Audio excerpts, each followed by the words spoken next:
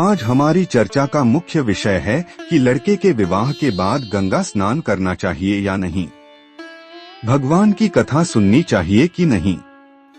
क्योंकि आजकल देखने में आता है कि कुछ क्षेत्रों में जब लड़के का विवाह होता है तो विवाह के बाद लड़का या फिर लड़के वाले 1 वर्ष तक गंगा स्नान बिल्कुल नहीं करते या फिर कथा अनुष्ठान कराने का भी दोष वे बहुत मानते हैं।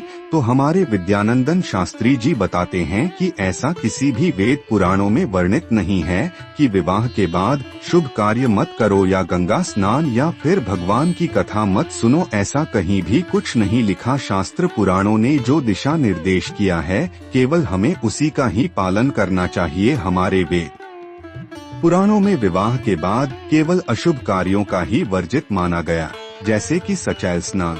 सचैल स्नान का मतलब जब कोई व्यक्ति मरता है तो उसके शव यात्रा में साथ लगकर और गंगा घाट तक जाकर और बाद में जो वस्त्रों सहित जो स्नान किया जाता है उसी को ही सचैल स्नान कहा जाता है, जो कि विवाह के 1 वर्ष तक निषेध माना गया है। बाकी कोई भी शुभ कार्य विवाह के बाद निषेध नहीं माना गया है, चाहे फिर गंगा का शुभ स्नान हो या फिर भगवान की कथा। आप ये विवाह के बाद बिल्कुल शास्त्र सम्मत कर सकते हो, इसमें कोई भी दोष नहीं है, क्योंकि विवाह के बाद गृहस्थ जीवन की शुरुआत भगवान से ही करनी चाहिए। और वैसे भी विवाह मंडप में भी सभी देवी देवताओं को और गंगा यमुना सरस्वती आदि सभी नदियों को भी विराजमान करके और उनका गंधादि से पूजन करके उनका आशीर्वाद लिया जाता है, जिससे हमारा गृहस्थ जीवन सुखमय रहे। तो ऐसा आशीर्वाद हम विवाह मंडप में विराजमान सभी देवी देवताओं से लेते हैं और इस आशीर्वाद की शुरुआत विवाह मंडप से होती है।